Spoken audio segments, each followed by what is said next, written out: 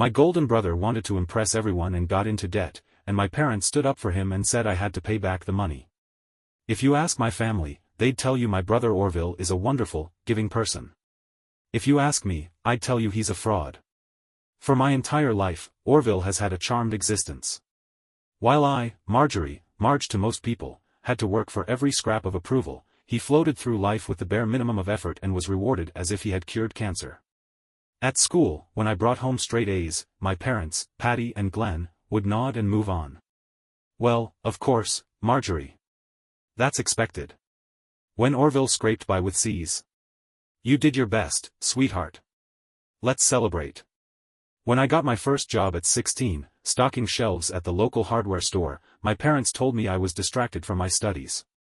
When Orville spent his summers sleeping in until 1 p.m., playing video games, and burning through the family grocery supply like a human vacuum? He's just a kid. Let him enjoy his childhood. I tried to push past it. I built a career, saved my money, and stayed independent. Meanwhile, Orville was still calling our parents for money well into his 20s. But it wasn't until our parents' 30th wedding anniversary that I realized just how deep their favoritism ran. Mom had always dreamed of visiting Scotland. She loved watching shows about castles and ancient ruins and had spent years saying, "One day, Glenn, we'll go. Can't you just picture it?" Dad would grumble about airfare and say, "Maybe when we hit the lottery." I decided I would make it happen. I saved for months and booked them a dream trip, round-trip flights, a 5-star hotel in Edinburgh, private tours, even a scenic train ride through the Highlands. It was perfect. A week before the party, I was finalizing the details when my phone rang. It was Orville. "Marge. How's it going, sis?" I sighed. He only called me when he wanted something. "Fine, Orville. What do you need?" "Oh, come on. Can't a brother just check in?" he said, laughing in that forced, artificial way he always did. "So, what are you getting Mom and Dad for the anniversary?" I hesitated. I knew if I told him, he'd find a way to undermine it. But I also didn't want to lie. "A trip to Scotland," I said, keeping my voice neutral. "Mom's always wanted to go." Dead silence. Then, laughter. "Oh, you're so predictable, Marge. Always the practical one. A vacation? That's so boring." I clenched my jaw. "And what are you getting them, Orville?" He chuckled. "Oh, don't worry about that. You'll see. Trust me, they're going to love it way more than some trip." And just like that, he hung up. The anniversary party was huge.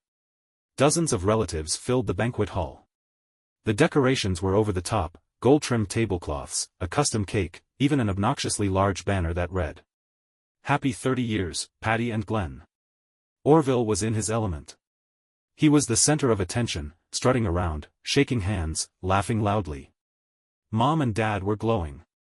I stood off to the side, holding my carefully wrapped gift, waiting for the moment when I could finally give them something they had always dreamed of.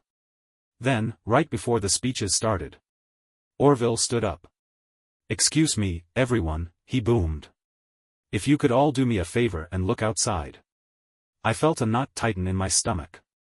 People rushed to the windows. And there it was. A brand new, glossy black Cadillac Escalade, parked right outside, wrapped in a giant red bow. The entire room gasped. Mom and Dad's jaws dropped. "Orville, what is this?" Mom stammered. "Your gift, of course." Orville beamed. "Nothing but the best for the best parents in the world." People cheered. Applauded. Someone whistled. Mom was crying. Dad was laughing in disbelief. "Oh, son, we never expected, this is incredible." Meanwhile, I stood there, completely invisible. I watched as they hugged him, as people took photos next to the car, as relatives murmured about how Orville was such a great son. When the chaos died down, I stepped forward. "I also have something for you," I said, my voice steadier than I felt. I handed them the neatly wrapped envelope. Mom opened it, blinking at the plane tickets and itinerary. Dad looked at it for maybe 3 seconds before setting it on the table. "Oh, thank you, Marjorie." His voice was flat. I felt my stomach sink. Mom wiped a tear and sighed dreamily, still staring at the Escalade. Orville leaned in. "I mean, let's be real," he said loudly, making sure everyone heard. "A vacation is nice, but a luxury SUV? That's forever." A few people chuckled. And just like that, I had lost. For the rest of the night, Mom and Dad gushed about the car. Relatives swarmed Orville, showering him with praise. And I sat there, picking at my food, feeling like I had just been erased.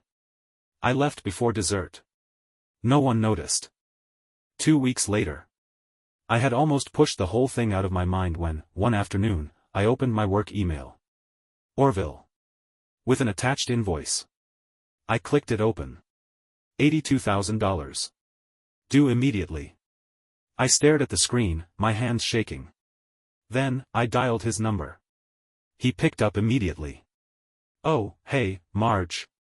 Been waiting for you to call." "Orville, what the hell is this?" I snapped. He yawned. "Oh, yeah. About that, so I financed the Escalade, but, I don't actually have the money for it." "So, you'll cover it, right?" I thought I misheard him. "What? Come on, you're the responsible one. You make good money. Just take care of it." I let out a sharp, bitter laugh. "Orville, you're out of your damn mind." And for the first time ever, I hung up on him. Orville must have thought that one phone call was all it would take. That I'd sigh, grumble a little, but eventually agree to cover his debt, just like I'd cleaned up his messes all our lives. He didn't know me at all. For the first time in my life, I didn't feel guilty. I didn't feel obligated. I just felt angry. After I hung up, my phone immediately started ringing again. I let it go to voicemail. Then the text started. "Marge, I really need you to take care of this. It's just money. Come on, why are you being so difficult? The bank's already calling me. They're serious about this. I don't have it. You can't just ignore me, Marjorie. We're family." I blocked his number. The silence was glorious. But it didn't last. That evening, as I was coming home from work, I spotted someone sitting on the steps to my apartment building. Even in the dim light, I knew exactly who it was. Orville. As soon as he saw me, he jumped up. "Marge. Finally. I've been waiting here for 2 hours." I barely slowed my pace. "That sounds like a you problem." He stepped in front of me, blocking the door. His face was a mess, red eyes, smudged mascara. "Wait. Mascara? Oh." He'd been crying. "Orville. The king of manipulation. Please," he choked out. "I don't have the first payment, and it's due this week. The bank's already after me. I'm begging you." I stared at him. The same brother who had stood in that restaurant, smirking while belittling my gift, soaking up the applause, acting like he was a damn hero. And now? He was at my feet, begging. But for the first time in my life, I felt nothing. Should have thought about that before buying a car you couldn't afford. I pushed past him and unlocked my door.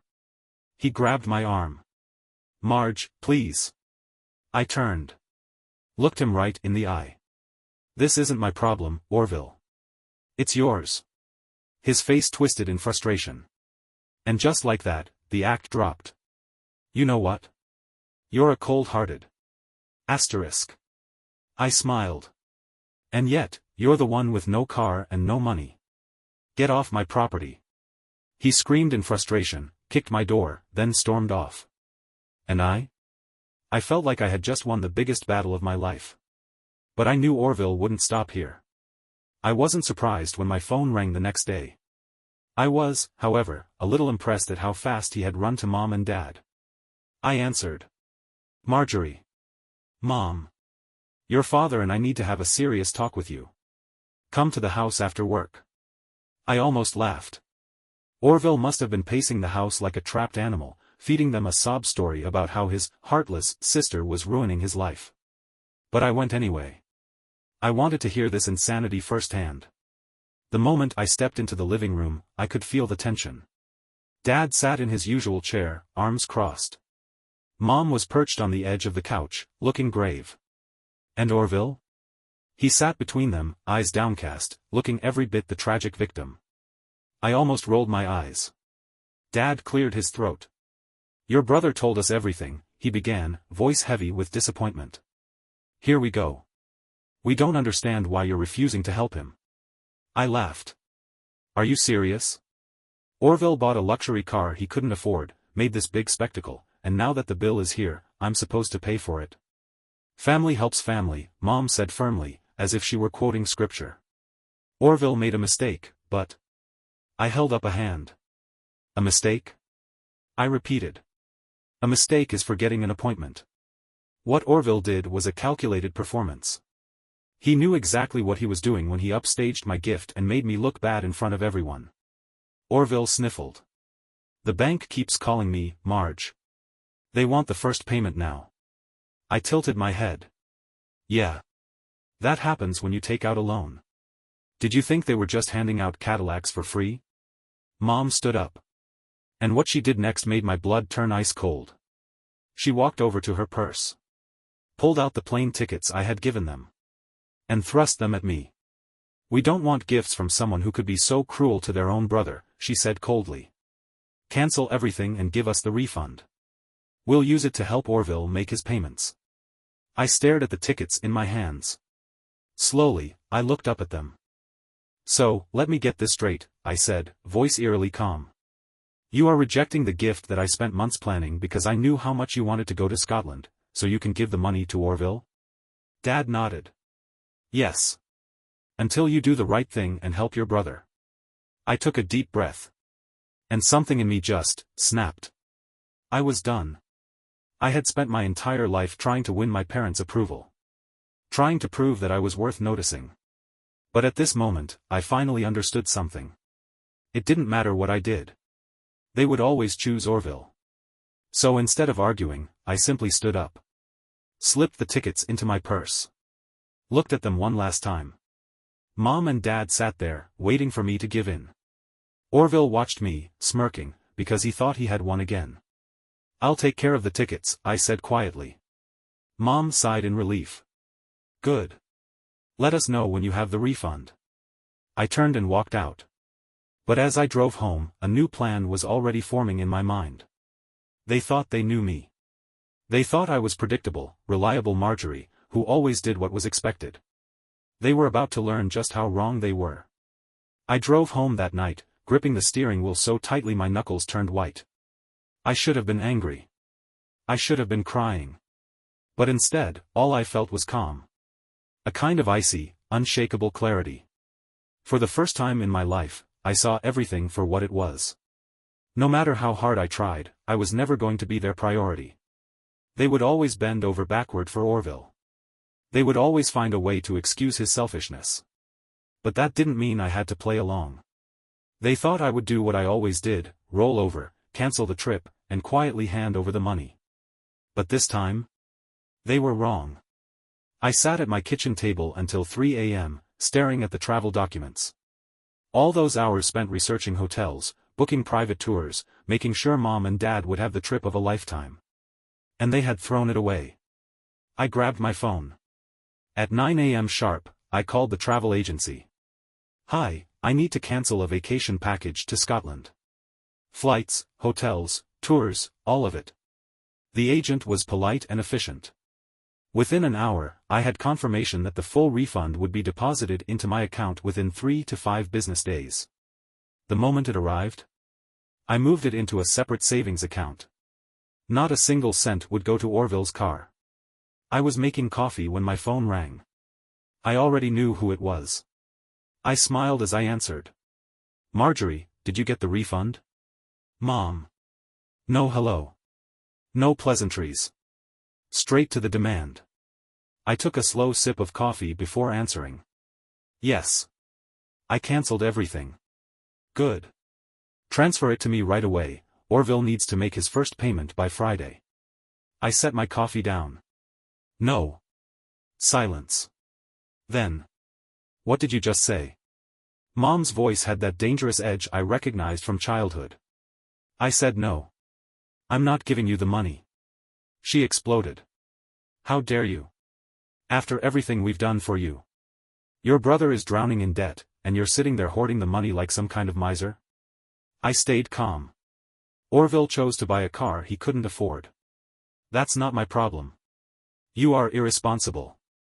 You are heartless. You've always been jealous of him. I can't believe I raised such a selfish child. I hung up. Blocked her number. Then, for good measure, I blocked Orville's too. Let them scream into the void. I had plans to make. The next morning, I woke up to dozens of social media notifications. I knew before I even opened the app. Mom had taken the family drama public. With a heavy heart, I need to share something that is breaking our family apart. My daughter, Marjorie, has turned her back on her brother in his time of need. Orville made a mistake, and instead of helping, she is sitting on a pile of money while he suffers. Please, pray for Orville during this difficult time.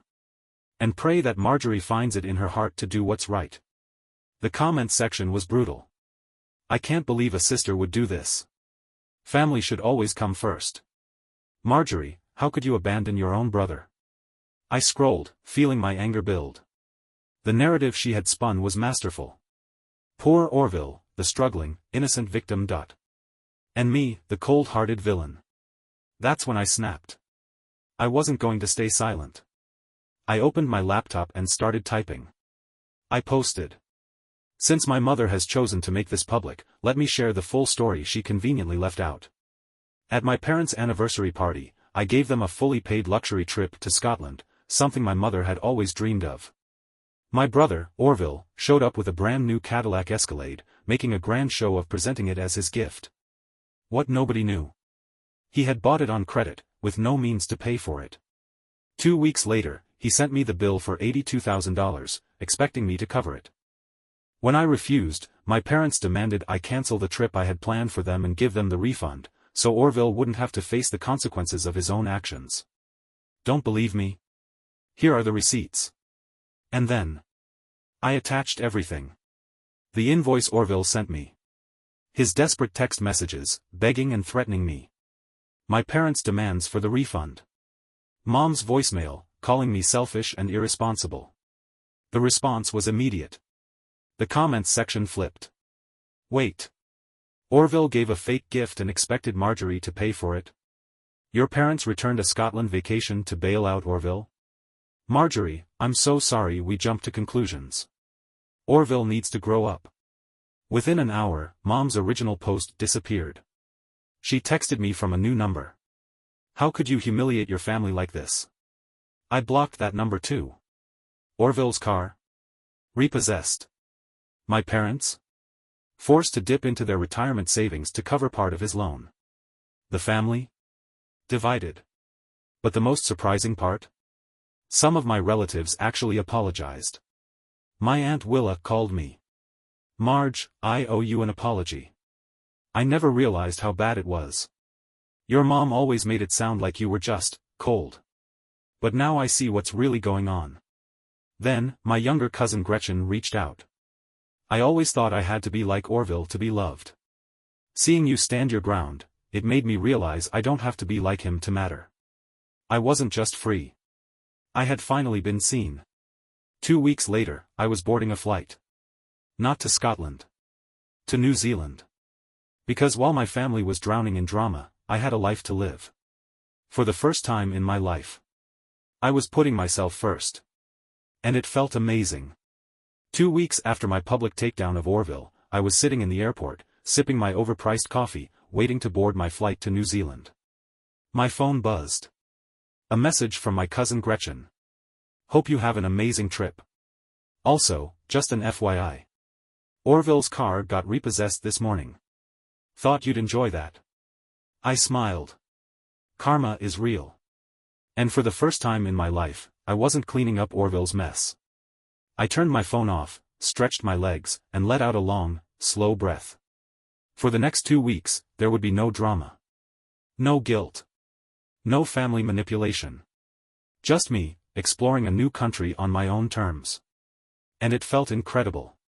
By the time I returned, the Orville disaster had fully unfolded. Thanks to my post, my parents had gone from being seen as loving parents supporting their son to being labeled enablers of a manipulative grown man-child. Orville, once the golden child, was now a laughingstock. His car was gone. His finances were a wreck. And worst of all, his image was shattered. And Mom? She was furious. Apparently, some of her friends had seen my post. People who used to gush over Orville were now whispering behind her back. She hated that. I had barely unpacked when my phone rang. An unknown number. I knew who it was before I even answered. Marjorie. Mom. Her voice was strained, tired. I heard you went to New Zealand. I did. A pause. That was supposed to be our trip. It was. But you didn't want it. Silence. Then. Your father and I have been talking. Oh. This whole thing with Orville, it's opened our eyes to some things. I waited. We're making him go to financial counseling, she admitted. He needs to learn how to handle his own problems. A tiny flicker of surprise went through me. Anne. I know it's too late, but... I'm sorry about Scotland. You put so much thought into that gift, and we just threw it away. Yes, I said simply. You did. Another long silence. Then. Maybe when you get back, we could have coffee. Just us. I thought about it. About all the years of being overlooked. All the times they defended Orville while dismissing me. Could a single apology undo that? No. But it was something. Maybe, I said. I'll let you know. I hung up. Sat on my bed. Let out a slow breath. I knew what would happen next. Mom would try to fix things, but she would never fully admit to her mistakes. Orville would sulk, but eventually, he'd find a new scam to pull. Dad? He'd probably stay quiet, just like he always did. But I was done. I wasn't seeking their approval anymore. I wasn't trying to prove my worth. For the first time, I was living my life for me. And it felt right. Thank you for watching the video, like it if you watched the video to the end and don't forget to subscribe. Have a nice day.